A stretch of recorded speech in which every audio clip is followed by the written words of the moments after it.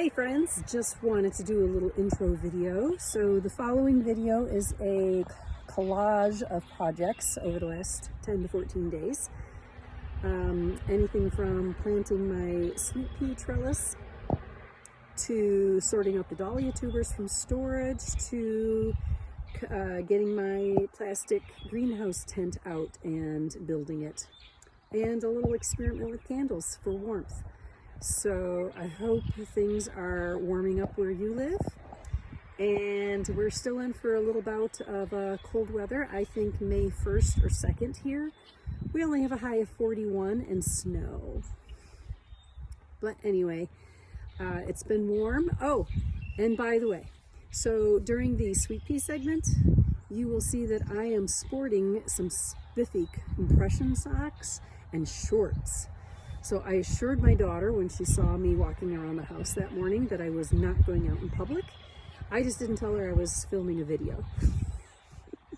The outfit is cringeworthy to be sure, but apparently I've reached middle age where it's okay to walk around in compression socks and shorts.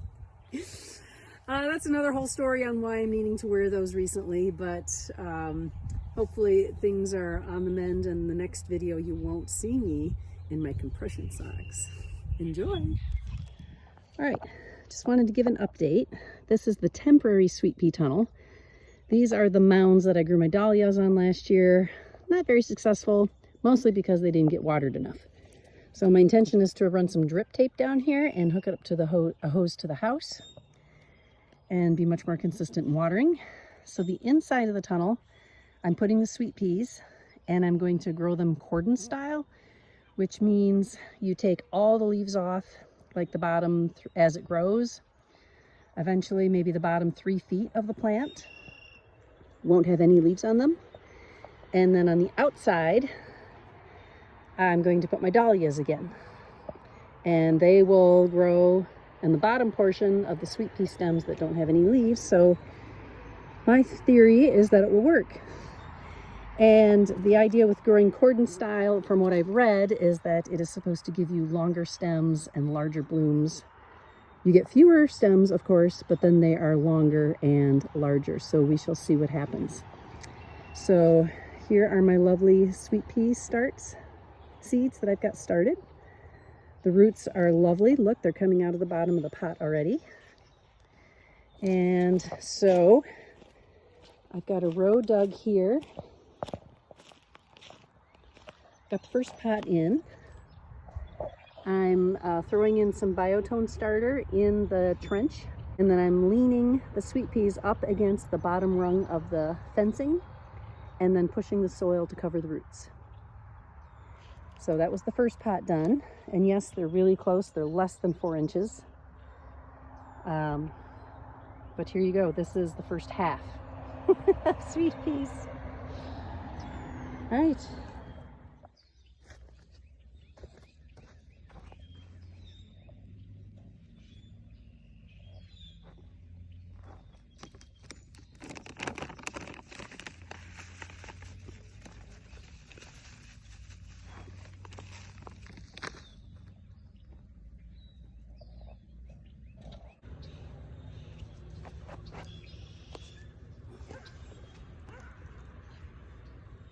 Roots.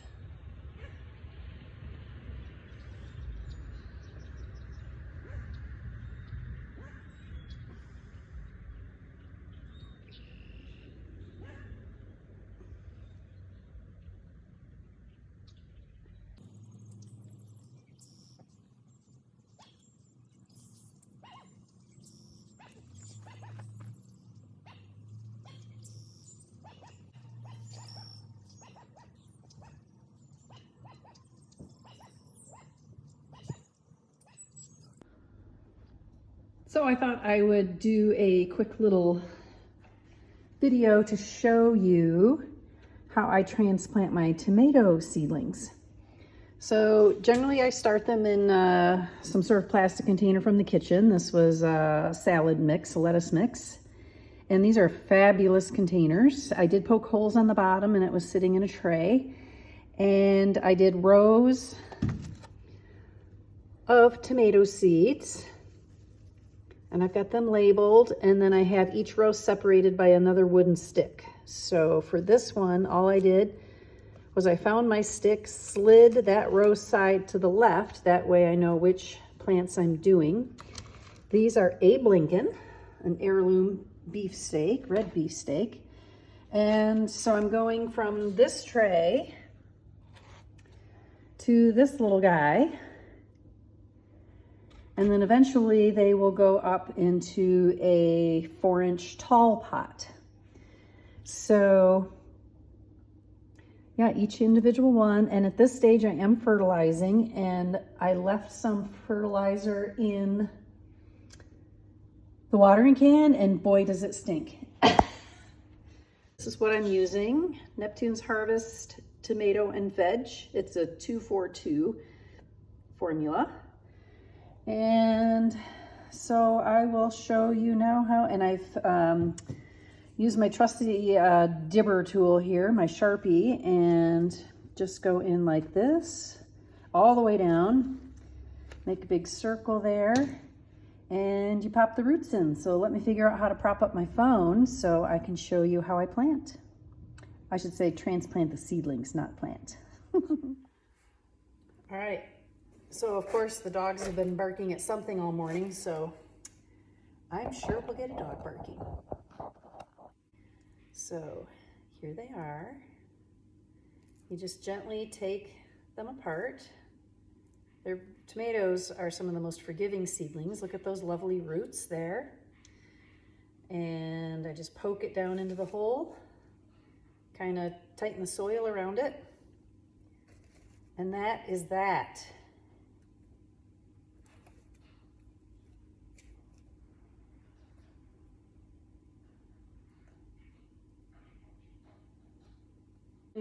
I'll use them if I have space, but if I like to end on solid rows if I can instead of a half row. It's no big deal, I can mark them, that's just what I like to do. Like when I read a book, I like to stop at the end of a chapter. I don't like to stop in the middle of a chapter. You know, just one of those things. And just watering them in so the soil, get rid of the air pockets.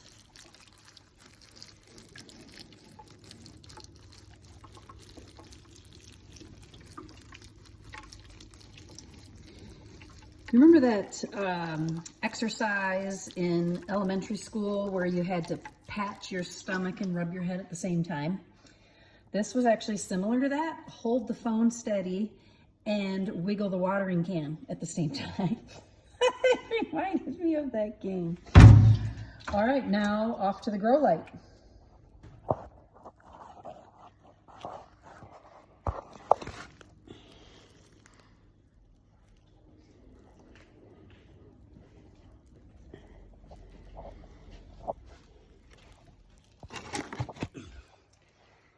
And here, I'm almost done with the tomatoes.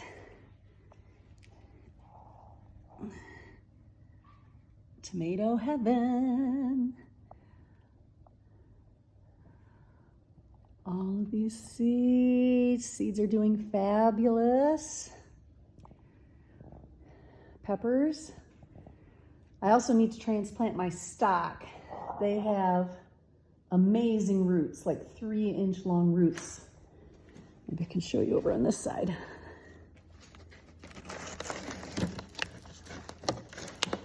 Yeah, look at that loveliness. So they need to bump up. But this is the growing area so far. All right, off to the rest of the tomatoes. Okay, so today, now that I have all the tomatoes and some of the flowers bumped up to the bigger pots, it's time to wake up the dahlias. So in the past, I have put them in pots like maybe a month ago, and I didn't know if they were going to survive or not, and it took up a ton of space.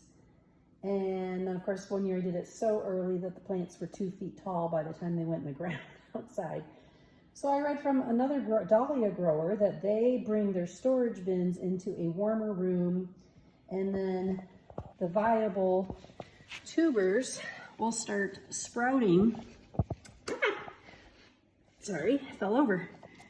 Viable tubers will start sprouting while they're still in storage, so that when it's time to get them out, and look, they even have roots growing already.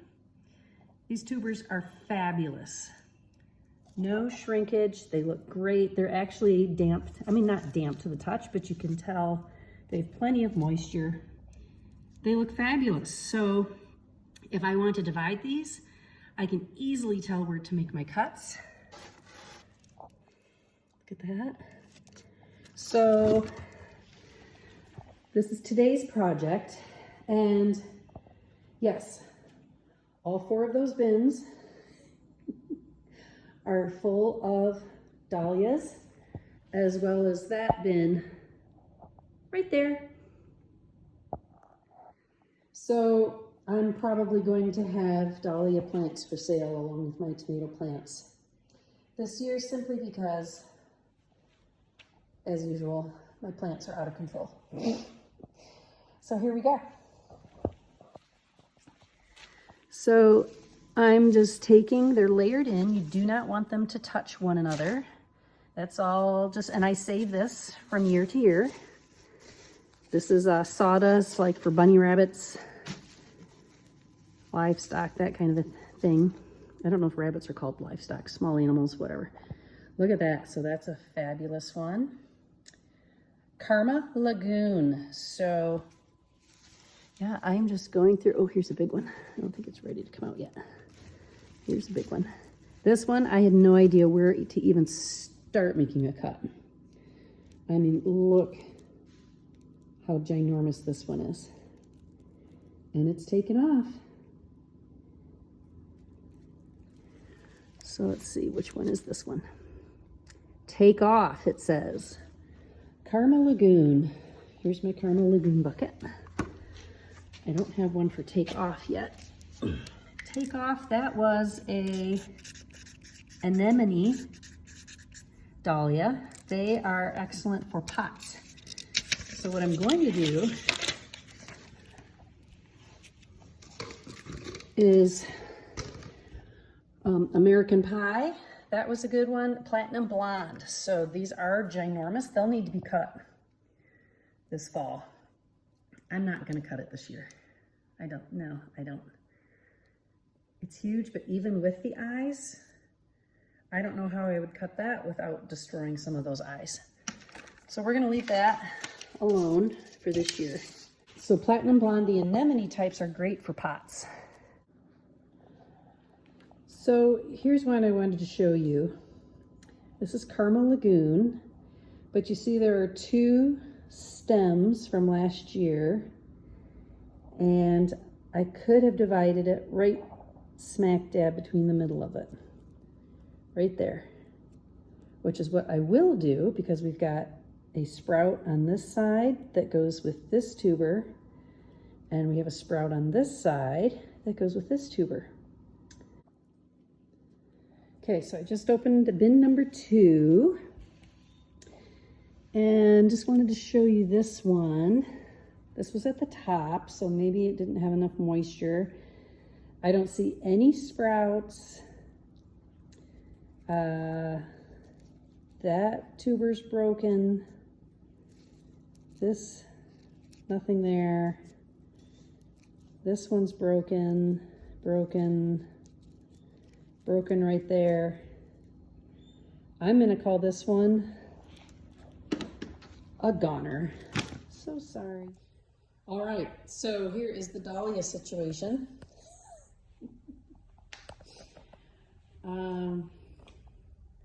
Yeah, they're all sorted out. Penhill watermelon, I love that. That's that pile right there. They grow the most ginormous tuber clumps I've ever seen in my life. Obviously some dividing, and I will have plants of those to sell. That's a lot. Karma Lagoon, there's a lot of those. This one is unmarked tubers, so I won't know what they are until they sprout or produce blooms. Hi, Clark. Clark is my helper. I'm not letting the Labradors in because they will eat the tubers. So the plan of attack here is, hi Clarky, hi, how are you? Are you helping me with the dahlias? You're such a good boy. That's the Clark I see. Everybody else gets to see Clark that rips off your ankle. Anyway, so here's today's project. And sorry, the road is right there, so the cars are loud. I have this very cheap greenhouse that my son gave me. I asked for it. It was on my Christmas list. He's very good with Christmas lists. So I'm trying to remember how to put this together without the instructions. That's the cover. It ripped in the wind last year. It's duct taped all over the place. Those are the racks. You can see they hold about 2 pounds each. So, but we're going to make it work. I have marigolds, stock, snapdragons that I need to start bringing outside to harden off.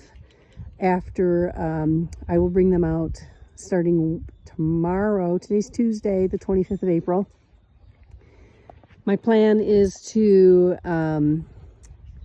bring them out during the day tomorrow. Actually, I bring them out for a couple hours today in this nice sunshine. And then tomorrow I'll bring them out in the sunshine, but I will not leave them out here overnight until Thursday. Then our low is only down to 40. So I'm going to make a time-lapse video. And here we go. Hopefully I get this put together correctly.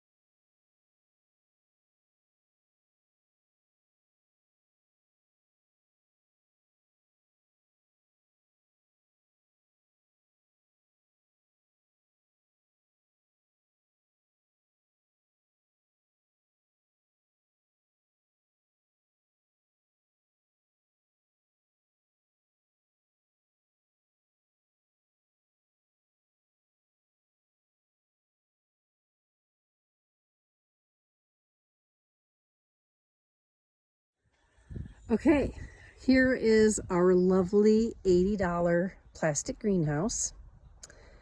You can get it, I'm sure, at your local hardware store. Our local Ace has these. This was on my Amazon wish list. So I've only used it for one season, and you can see it's quite battered. It will take off like a balloon, so we've got some extra supports. These flimsy things are not holding the sucker down. The only interesting thing is, yeah, some extra pieces. For the life of me, I have no idea where they go. No idea. So, at least it isn't a car or some machinery that I have extra pieces left over. I have no idea what those go to. Absolutely zero idea. So I'm going to get my temperature gauge out here. When you're out of the wind, it's already it's like too hot for my coat. So I'm gonna check the time. I'm gonna bring out some plants to sit out here. I will close the door. I want them to start getting the sunshine. Luckily we have some clouds, so that's good. They won't get burned right away by the sun. You never want to put brand new fresh seedlings in direct sun, even if it's a cold day. It's too much for them. They need cloudy, diffuse light the very first day that they're out. So this is good. All right, let me go get some plants and then we'll take a look. Okay, so I've got my stock starts out here. I brought the marigolds I'm growing for bloom here. The Flower Shop Bloom Floral Design. I've got on the bottom here snapdragons, and there's some delphinium, and these are also all stock. And this Govee little temperature gauge is really good. It's been outside, and on the covered porch it was 47 degrees. And look at this, we are already 10 minutes inside the tent, 59.9 degrees. 60. So they're not ready to stay out here at night until this weekend. We're only getting down to 40s at night. I think we're still getting down to 29 or 30 tonight, which is too cold for the fresh little babies. But we'll leave them out here for a few hours, take them back in the garage.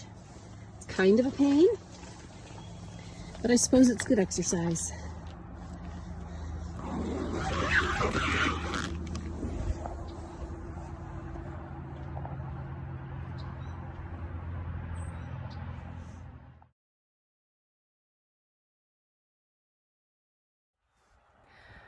So, hey everybody, concluding this gardening video.